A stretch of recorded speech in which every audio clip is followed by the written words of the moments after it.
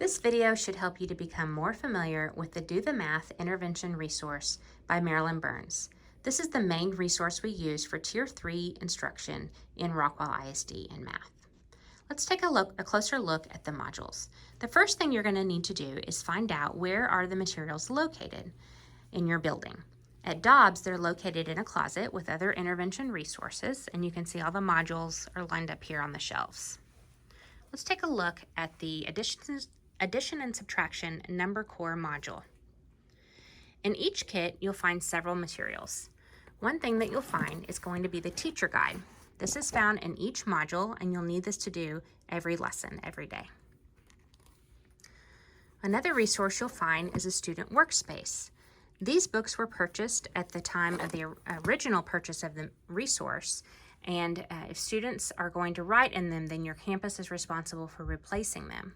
An alternative method might be to take the binding off and then place the pages in binders and then in page protectors. That's what Dobbs Elementary has done. And you can see they have the workspace book with no binding, and each of the pages are in page protectors where they can easily be taken out. Students can write on them using dry erase markers, and then they can be put back in the binder. You'll want to make sure that you check with your instructional coach and/or an administrator before you allow students to write in these student workspace books. Another resource that you'll find in the module is going to be some literature.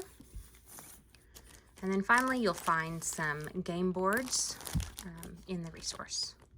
Each kit also has a Do the Math Professional Learning Guide. You've already been familiar with this book and the rest of the module in Canvas. Let's take a closer look at the teacher guide. Each teacher guide is set up the same in the beginning. You're going to find an introduction or an overview that has all of the different lessons grouped by 5 lessons each with the main subject of each of the groupings. Next, you'll find a letter from Marilyn Burns, the author of the book. You'll find the instructional principles. These are those that you reviewed earlier in this module. This page has all of the materials that you'll find within the modules.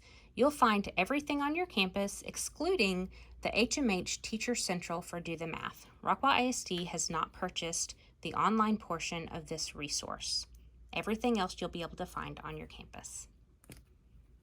You'll be able to fully implement this resource without the technology piece.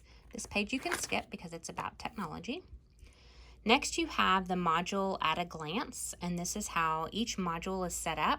You start with the beginning of module assessment. This can be found in Aware for our students.